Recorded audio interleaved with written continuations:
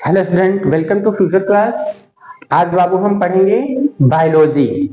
Biology बहुत ही important और रोचक सब्जेक्ट होता है।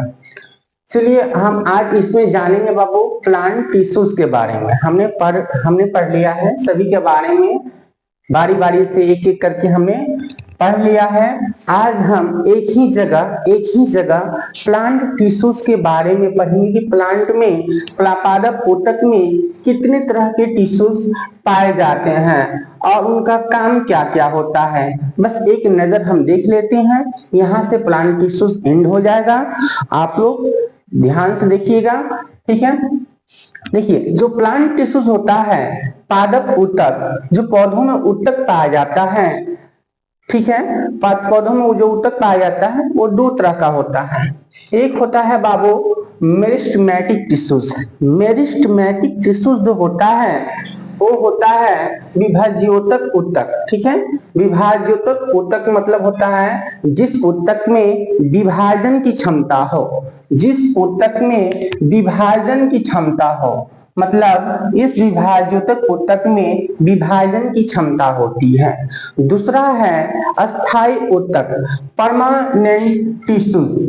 परमानेंट टिश्यूज में विभाजन की क्षमता नहीं होती।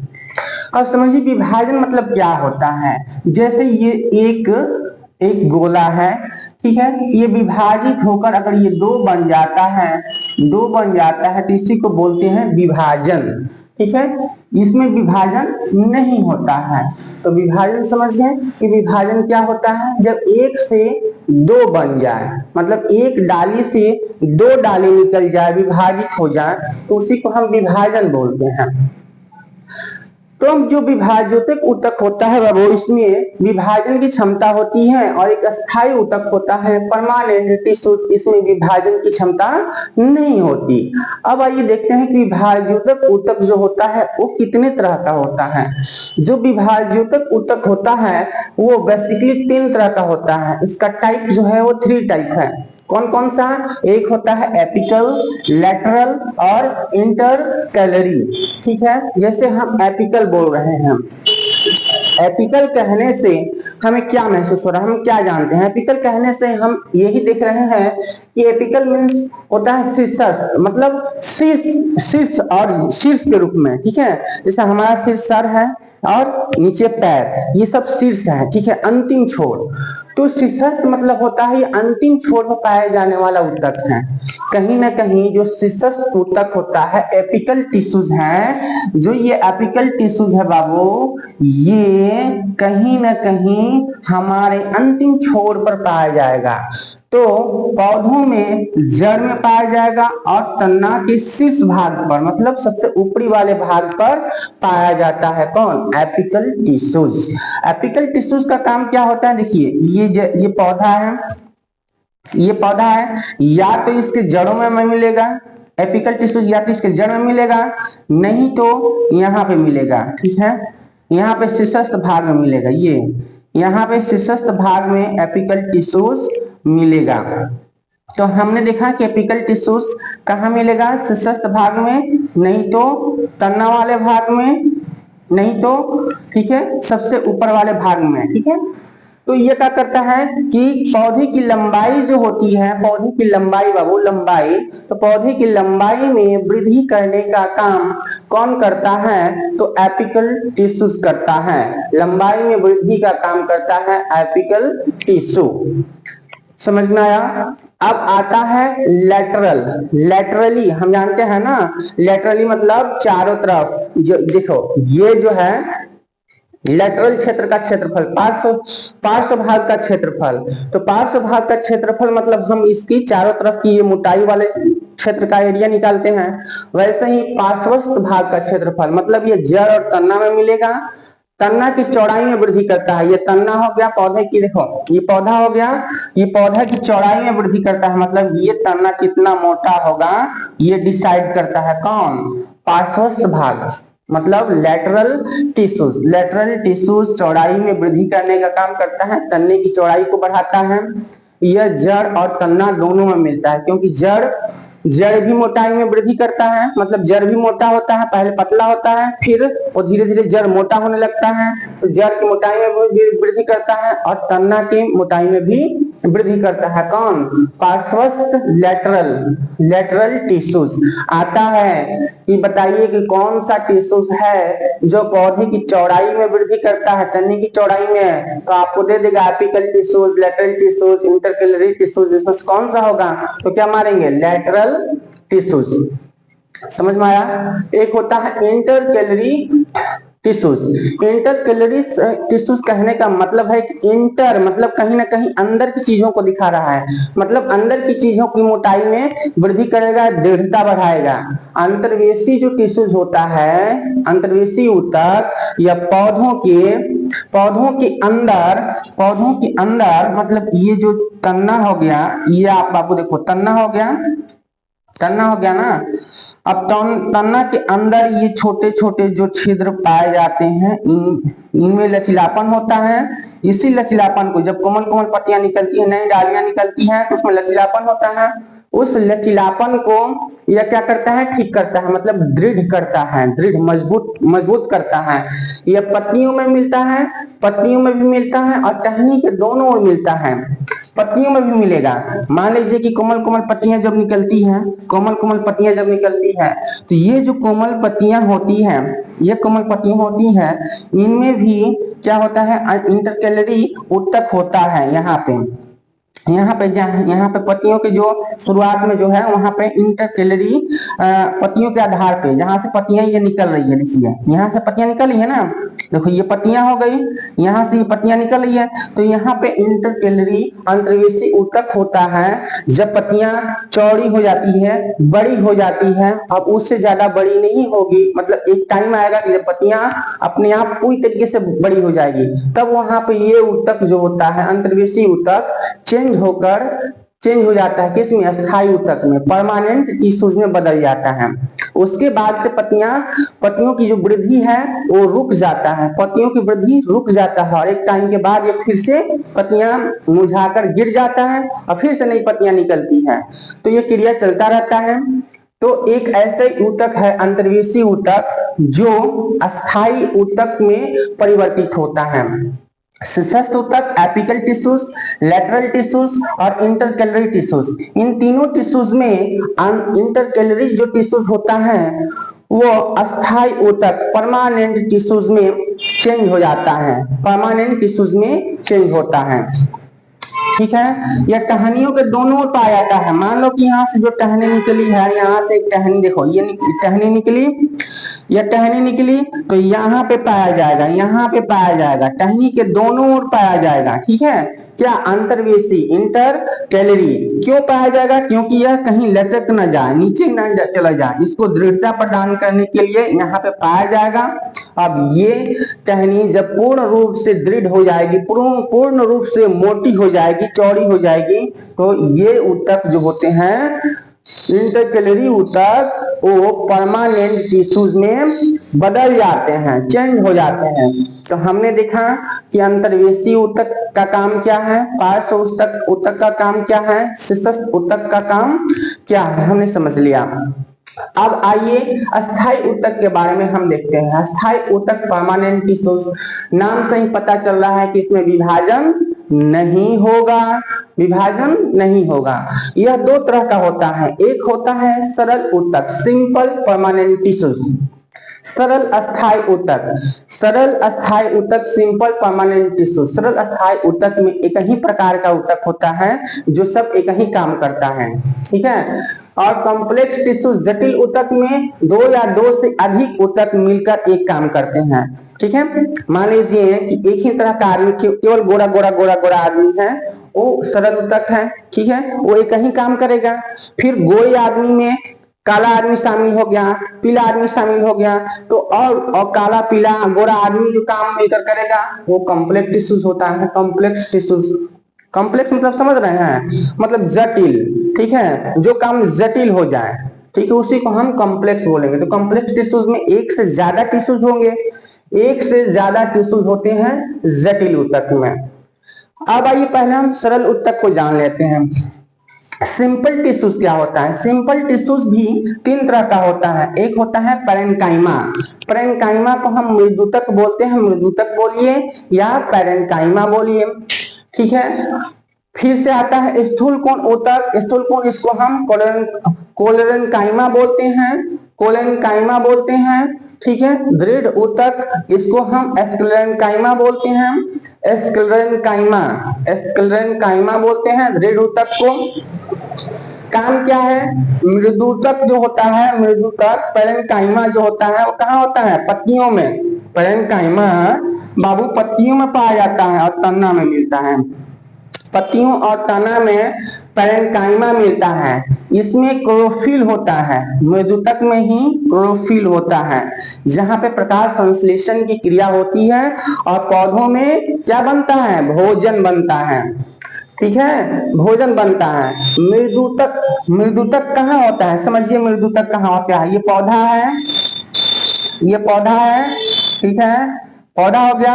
अब ये आप जो बाहर बाहर आप देख रहे हैं, ये वाला जो उसका चमड़ा देख रहे हैं, जैसे हमारे स्किन है बाबू, स्किन है ना, स्किन है, एपिडर्मिस, एपिडर्मिस ये स्किन है। वैसे ही पौधों में स्किन होता है, जो स्किन का काम करता है वही मृदुतक होता है पैरेन्काइमा, ये वाला।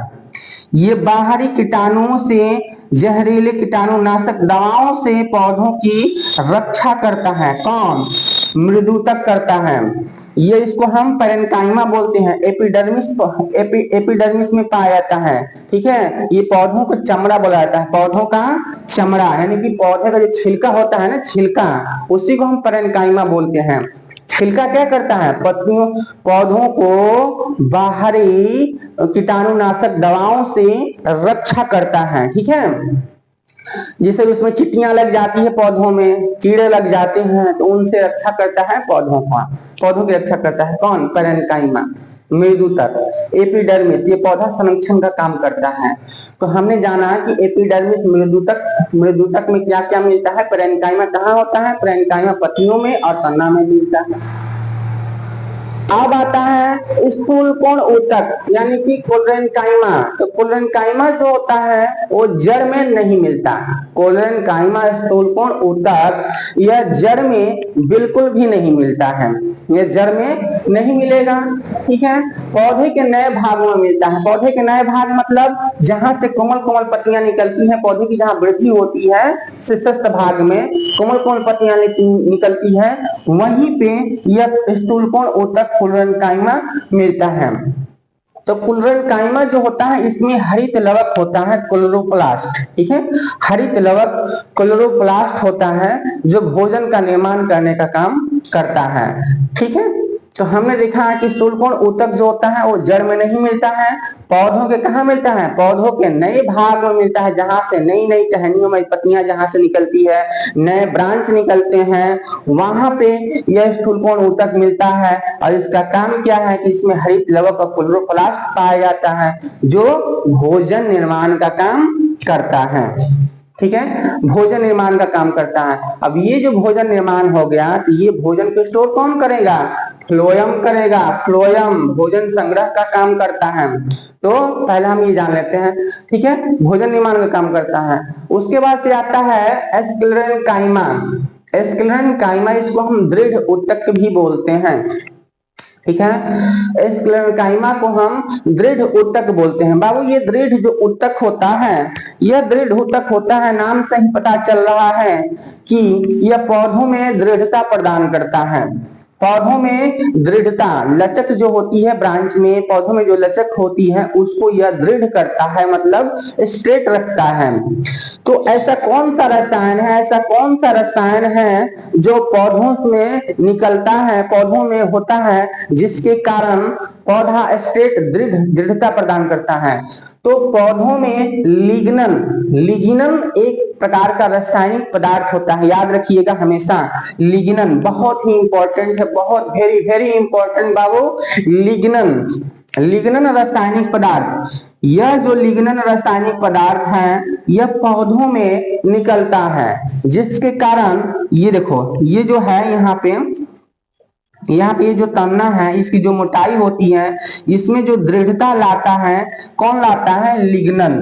लिग्नन लाता है। शुरू शुरू में जब पौधा नया होता है तो जो उसका एपिडर्मिस चमड़ा होता है वो क्या होता है, मुलायम होता है। जैसे जैसे पौधा पुराना होने लगता है आप लोग देखते होंगे कि जो एपिडर्मिस पौधे के जो बाहरी भाग होता है वो उसमें कट का निशान आने लगता है, मतलब कट फट जाता है, सूख जाता है इधर का, ठीक है, दृढ़ हो जाता है, दृढ़ हो जाता है। तो जो यह दृढ़ता आती है, जो इस तने में दृढ़ता आती है, एपिडर्मिस चमड़े में जो दृढ़ता आती है वो आती है किससे, लिग्नन से आता है। लिग्नन चिपचिपा पदार्थ होता है। जैसे आप किसी पौधे में आप किसी चाकू से या किसी पेच से जब आप होल करेंगे, मारेंगे ना, तो उसमें से एक द्रव निकलता है, एक द्रव निकलता है। जैसे हमारे शरीर में कहीं कट लग जाए तो वहां से पहले एक द्रव निकलेगा, ठीक है, ब्लड को क्लोट करने के लिए, ठीक है, ब्लड को बंद करने के लिए पहले सबसे पहले क्या निकलता है, एक द्रव निकलता है, ठीक है, उसके बाद से ब्लड क्लोट होता है। तो उसी तरीके से ठीक है, अगर किसी कोई घाव बन जाए पौधे में, ठीक है, या हम छेड़खानी करें पौधे से, मतलब उसमें पेच से हम अगर मारे तो उस घाव को भरने के लिए उसमें से लिग्नन निकलता है, रासायनिक पदार्थ होता है जो सीमेंट की तरह दृढ़ता प्रदान करता है पौधों की दृढ़ता प्रदान करता है सीमेंट की तरह, और ठीक कर देता है उस घाव को, ठीक है। तो अधिकांश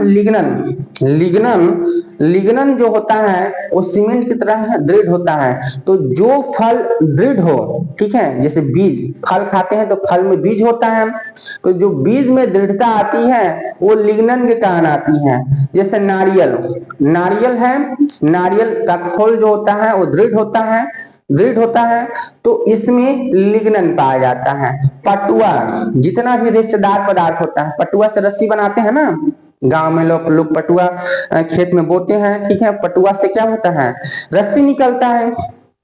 तो रेशेदार पौधा जो होता है, रेशेदार फल होता है, उसमें लिग्नन पाया जाता है। जैसे नारियल हुआ, पटुआ हुआ, रेशा वाला पौधा या फल। पटुआ तो रेशा ही वाला पौधा होता है जिसमें से रेशा निकलता है, पानी में रख देते हैं तो रेशा निकलता है, उससे जूट रस्सी बनती है, ठीक है। तो रेशा वाला पौधा में पाया जाता है। फलों के बीज में जैसे आम का बीज होता है, आम का बीज बड़ा बड़ा होता है जिसमें दृढ़ता होती है, ठीक है, आंठी जिसको बोलते हैं, तो उसमें लिग्नन पाया जाता है। तो हमने देखा स्क्लेरेंकाइमा कहाँ पाया जाता है, इसका काम क्या है, क्लोरेंकाइमा क्या है, स्थूलपन ऊतक क्या है, मृदुतक ऊतक क्या है, इसके बारे में हमने जान लिया। सबसे इंपॉर्टेंट बाबू, सबसे इंपॉर्टेंट जो है वो कॉम्प्लेक्स टिश्यूज है, ठीक है। यहां से क्वेश्चन बहुत बार पूछा गया है, ठीक है। इस बार जो एग्जाम हुआ है एसएससी बिहार, एसएससी डीएससी का जो एग्जाम हुआ था उसमें क्वेश्चन पूछा गया था यहाँ से कि जाइलम जो होता है वो क्या करता है। तो जाइलम याद रखिएगा, इसमें ज आ रहा है और जल में भी ज है। तो जाइलम का काम जल का संवहन करना है, मतलब जल में जो भी लवण घोला होगा, जो भी विटामिन घोला होगा, उस विटामिन को, उस लवण को पौधे की जड़ों से खींचकर पत्तियों तक ले जाने का काम कौन करता है, जाइलम करता है। जाइलम करता है। जाइलम कहाँ पाया जाता है, तना और जड़ में, पौधों की जड़ में और तना में जो है वो जाइलम पाया जाता है। जाइलम का एक दूसरा नाम दारू होता है, दारू, ठीक है। जाइलम का दूसरा नाम बाबू दारू है, ठीक है, इसको दारू भी बोलते हैं। कहीं कहीं बोल देगा कि जल में घुले हुए लवण का संवहन कौन करता है, दे देगा दारू या बाष्प, तो क्या मारेंगे, दारू को ही जाइलम बोलते हैं। याद रखिएगा, जाइलम या दारू, जाइलम को दारू भी बोलते हैं, दारू को जाइलम भी बोलते हैं। फिर आता है फ्लोयम को हम बास्ट कहते हैं। क्या कहते हैं, बास्ट, ठीक है। इसका काम क्या होता है, ये तो जल को ले आता है पौधे में, जल का संवहन संचारण कौन करता है, जाइलम करता है। अब भोजन को कौन ले जाता है, मान लीजिए कि पौधे में भोजन बन गया तो ले जाने वाला भी तो कोई होगा, ठीक है। पत्तियों तक मान लो कि जड़ में भोजन बन गया, पौधे की जड़ में भोजन बन गया तो पत्तियों तक ले जाने के लिए कोई नौकर तो होना चाहिए। तो कौन सा नौकर है? वो नौकर जो है वो फ्लोएम है। फ्लोएम क्या करता है? फ्लोएम बने हुए भोजन को पत्तियों, तनों या शीर्षस्थ भाग हो या जड़ हो, सभी जगह पहुंचाने का काम फ्लोएम करता है। और एक्स्ट्रा भोजन को, मान लीजिए कि रसोईया घर में है, कोई खाना बना रहा है तो सबको खाना देकर जो खाना बच जाता है वो स्टोर करके अपने पास रख लेता है। फिर किसी को अगर भूख लगता है तो उसी भोजन को रसोईयादार जो होता है वो भोजन देता है। उसी तरीके से यह रसोईयादार का काम करता है फ्लोएम। यह बचे हुए भोजन को अपने पास संग्रह कर लेता है, ठीक है, रख लेता है। और फिर पौधों को जब मान लीजिए कि सूखा पड़ गया, पानी नहीं मिला, ठीक है, तब भोजन की अगर जरूरत होती है तो यहाँ से वो भोजन को प्रदान करता है। कौन? फ्लोएम। फ्लोएम ग्लूकोज को इकट्ठा करके रखता है। पौधों में ग्लूकोज का निर्माण बहुत ज्यादा होता है। प्रकाश संश्लेषण की क्रिया में पौधों में ग्लूकोज का निर्माण होता है, क्योंकि वो जड़ से क्या लेता है? पौधा जड़ से जल को ग्रहण करता है। प्रकाश संश्लेषण की क्रिया के दौरान वो क्या बना देता है? ग्लूकोज और ऑक्सीजन बना देता है। ऑक्सीजन जो है वो वायुमंडल में रिलीज हो जाता है और जो ग्लूकोज होता है वो इकट्ठा हो जाता है कहाँ पे? पौधों में, ठीक है। ऐसी ग्लूकोज की मात्रा को यह नियंत्रित करता है, ज्यादा हो गया तो इकट्ठा करके भोजन के रूप में रखता है। कौन? फ्लोएम। यह जड़, तना और पत्तियों तीनों जगह पाया जाता है। हर एक जगह पे फ्लोएम पाया जाता है, हर एक जगह पे जाइलम पाया जाएगा। तो हमने देखा बाबू आज प्लांट ऊतक के बारे में, एक ही जगह सारे ऊतक पढ़ लिए हमने, ठीक है। जो जो इम्पोर्टेंट है तो हमने सारे ऊतक के बारे में जान गए। प्लांट टिश्यूज के बारे में आप लोग इसको स्क्रीनशॉट ले लीजिए और स्क्रीनशॉट लेकर इसका रिवीजन कीजिए। बहुत इंपॉर्टेंट है, यहाँ से क्वेश्चंस बहुत बार पूछा गया है और बहुत सारा क्वेश्चंस यहाँ से आप बना सकते हैं। जैसे कौन सा ऐसा ऊतक है जो पौधों के तनों में वृद्धि करता है? तो लैटरल टिश्यूज। कौन है जो लंबाई में वृद्धि करता है? तो यह आ जाएगा एपिकल टिश्यूज। कौन ऐसा टिश्यूज है जो अस्थायी ऊतक में चेंज हो जाता है? तो इंटरकैलरी टिश्यूज होता है जो पत्तियों के आधार में टहनियों में पाया जाता है। फिर पूछ देगा कि कौन सा ऐसा ऊतक है जो पौधों के चमड़ा एपिडर्मिस में पाया जाता है? तो मेदूतक होता है, पेरेन्काइमा होता है, ठीक है, इसमें क्लोरोफिल होता है। फिर कौन सा ऐसा ऊतक है जो भोजन निर्माण का काम करता है, ठीक है, जो जड़ में नहीं पाया जाता? तो स्थूलकोण ऊतक जड़ में नहीं मिलता है, पौधों के नए भागों में मिलता है, या हरित लव का क्लोरोप्लास्ट इसमें मिलता है। कौन सा ऐसा ऊतक है जिसमें एक केमिकल निकलता है, रासायनिक पदार्थ निकलता है, ठीक है, या रेशेदार पौधों में, रेशेदार फल में कौन सा ऊतक पाया जाता है जिसके कारण दृढ़ता आती है? तो वो होता है लिग्नन ऊतक, ठीक है। कौन सा ऐसा ऊतक है जो पौधों में जल को ले जाता है? तो जल को ले जाने वाले ऊतक को जाइलम बोलते हैं। कौन सा ऐसा ऊतक है जो पौधों को संग्रह करके रखता है तथा पौधों में भोजन का संवहन करता है, भोजन को ले आता है, वो क्या होता है? Phloem bast. तो हमने बहुत सारे क्वेश्चंस को देखे कैसे फॉर्म होता है क्वेश्चंस। तो आप लोग इसको देखिए, इसको याद कीजिए और एक नोट्स बना लीजिए, ठीक है। ये बहुत इंपॉर्टेंट है। अगर ये क्लास आपको अच्छी लगी हो तो फॉलो जरूर कीजिए और अधिक से अधिक बच्चों के पास इस वीडियो को शेयर कीजिए। थैंक यू बच्चों, thank you all of you.